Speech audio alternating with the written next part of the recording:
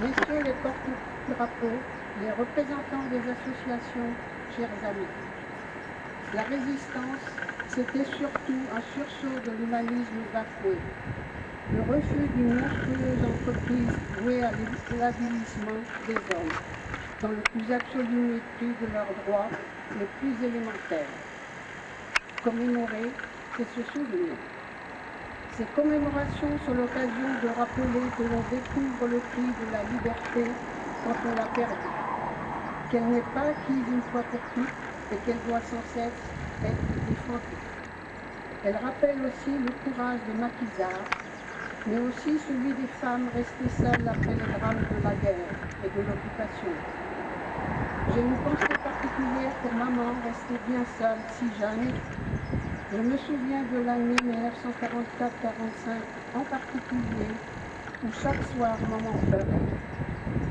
Sans ressources, nous habitions chez mes grands-parents. Papa, diplômé de l'Institut supérieur de peinture de Bruxelles, avait une entreprise avec une dizaine de salariés, et du jour au lendemain, le néant. Il faut l'avoir vécu pour comprendre. Notre maison, qui avait été incendiée le 4 juin 1944, était de ruine. Souvenons-nous, n'oublions pas. Les démons anciens ressurgissent, des idéologies nouvelles manipulent des religions. L'histoire menace de reprendre son cours tragique. Le patriotisme est l'exact contraire au nationalisme. Le patriotisme, c'est l'amour des siens. Le nationalisme, c'est la haine des autres. Plus jamais ça. Il faut ne rien céder aux passions tristes, aux tentations de la division. Il est essentiel de se souvenir ensemble. On ne peut oublier. Il faut transmettre.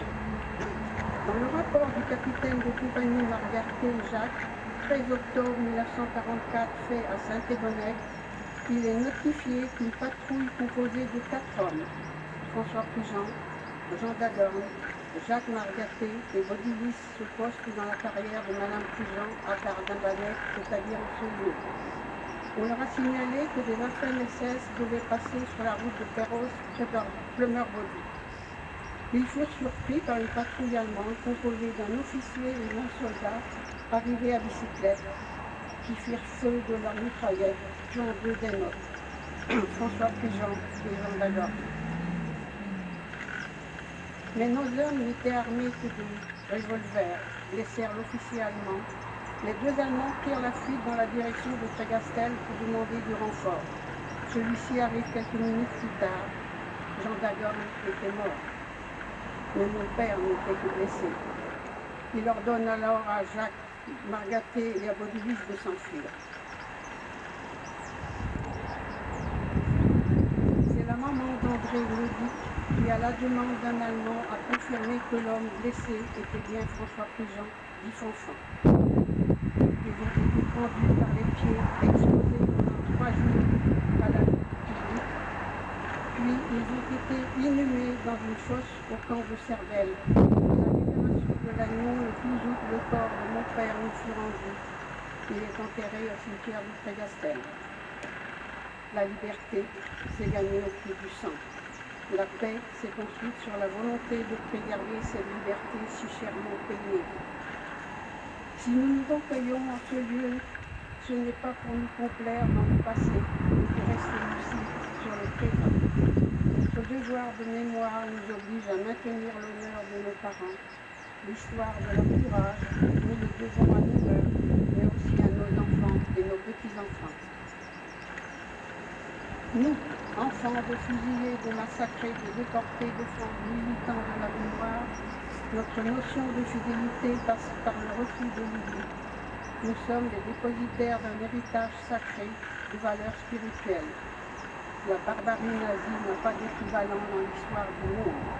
Les valeurs morales dont nous sommes porteurs sont plus actuelles que jamais. Il nous faut continuer cette chaîne d'amitié par des rassemblements. Je voudrais vous rappeler la déclaration du général de Gaulle au mouvement de résistance du 24 avril 1942, extrait du journal de la résistance bretonne. Un texte important. Les 2 connu. L'enjeu de cette guerre est clair pour tous les Français.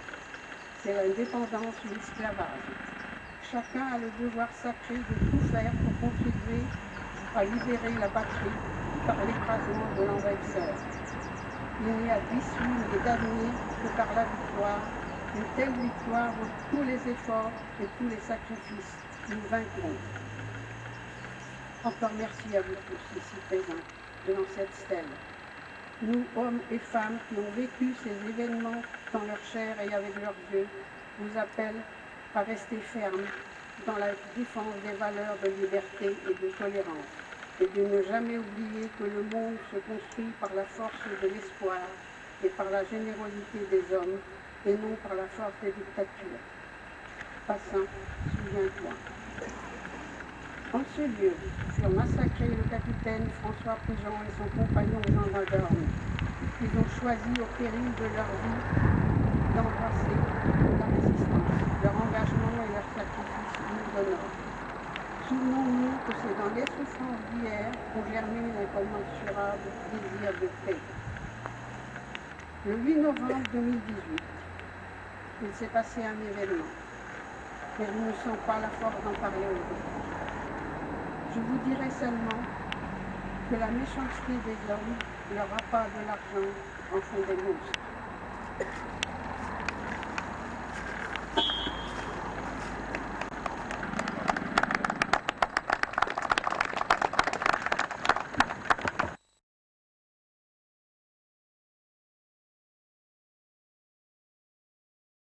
Vous venez de rappeler, sans donner de précision, ce qui s'est passé au mois d'octobre 2018.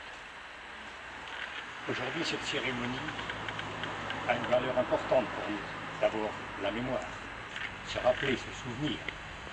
Mais, au mois d'octobre 2018, j'ai reçu un message venant de Rennes, de la directrice du musée de Bretagne et d'un ami à moi de la Nacre qui est ancien maire de Torigny-Fouillard, nous signalons que les commissaires Drouot et Drouot, le cabinet Drouot à Paris, mettaient en vente les photos de ces deux malheureux pendus par les pieds en juin 1944.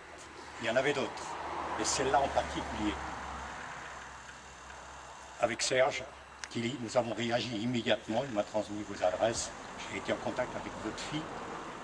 Monsieur Derrienic, qui n'est pas là, mais dont le papa est là aussi, sur la stèle, s'est aussi permis d'écrire là-bas, on l'a contacté, et à la fin quand même, sans nous donner comment il a vu ces photos, pourquoi il les vendues, ils ont quand même arrêté.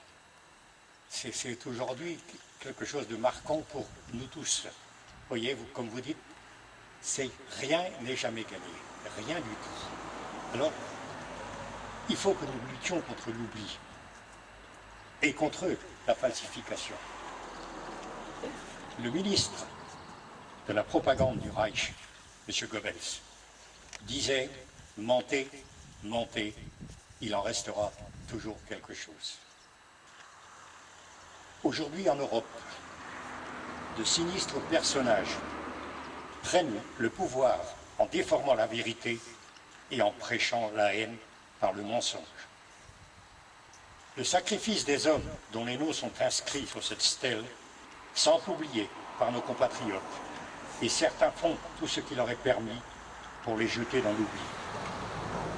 L'Europe qui est en paix depuis la capitulation allemande, grâce au combat des résistants, est gravement menacée par ceux pour qui les chambres à gaz, les camps de concentration ne sont que des détails de l'histoire. La résistance et les voyous ou les terroristes qui la composaient, vous vous rappelez du vocabulaire de l'époque, est aujourd'hui attaquée par ce qu'elle représente. Le rejet de toutes les formes de racisme, le combat pour la liberté et le rappel pour certains des comportements honteux qu'ils eurent durant la Seconde Guerre mondiale. Tous les moyens sont bons et à tous les niveaux pour la dénigrer, la salir, elle et ses chefs. Les falsificateurs se disant historiens écrivent, propagent de fausses vérités en se référant à certains personnages et sans pouvoir ou vouloir donner les origines de leurs propos et surtout les preuves de ce qu'ils avancent. C'est inimaginable ce qu'on nous voit sortir comme livres ou soi-disant témoignages maintenant que les principaux acteurs de l'époque ont disparu. Il n'est pas besoin d'aller très loin pour trouver ces arrangeurs négationnistes de vérité. Un de nos compatriotes, demeurant dans la région de Lannion, vient d'être condamné par le tribunal de Guingamp après avoir attaqué et sali l'honneur de Jean le Jeune, le commandant Émile, qui mena au combat les 15 000 FTP des Côtes du Nord en 1944. Ce monsieur s'est vu intimer l'ordre d'enlever de son site ses écrits diffamatoires et gratifié d'une amende, ceci en présence de représentants de l'ANAR. Nous ne sommes pas étonnés qu'un vent mauvais souffle sur l'Europe et que les descendants de ceux qui ont collaboré avec les nazis et Pétain reprennent du poil de la bête en annonçant, par exemple, que les résistants ont tué plus de Français que les soldats allemands. Véridique, c'est écrit. Hein. Toutes les stèles sont là pour le prouver, bien sûr. Celle-ci, celle de Cervelle, d'Ouescamp, Lapie, Calac, Saint-Laurent, Dégard, et pour ajouter d'autres crimes encore. Si il y a une quantité ou une qualité dans les crimes, Oradour-sur-Glane. Les 1450 morts au combat, fusillés, déportés, brûlés vifs, bombardés dans les côtes du Nord, sont sans doute le fait des résistants. Tant que nous aurons un souffle de vie, nous défendrons tous l'honneur et la mémoire de ces hommes. C'est le combat de l'ANAC et osons espérer que c'est aussi le vôtre. Il nous faut être impitoyables à l'égard de ceux qui nient les sacrifices de ces malheureux qui ont donné leur vie pour que ces ignobles personnages se permettent aujourd'hui de les salir et qui portent en eux la haine et le mensonge. Donc, comme vous disiez, madame, nous avons réussi à arrêter cette vente misérable. Parce que aucun respect, les mercantiles pour les victimes des nazis, ça dépasse l'entendement, mais on ne s'étonne plus de rien. Hein. Alors, je voudrais vous remercier, messieurs les maires, d'être présents, monsieur le maire de Clermont-Auvergne, d'organiser chaque année cette commémoration, parce que, vous savez, ça n'existe pas partout. Vous avez des maires qui ne sont pas réceptifs du tout. C'est assez étonnant pour les jeunes se disant républicains. Alors merci beaucoup à tous.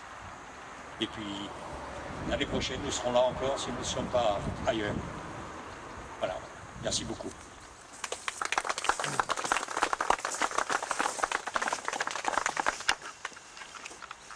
Drapeau, Baudrier.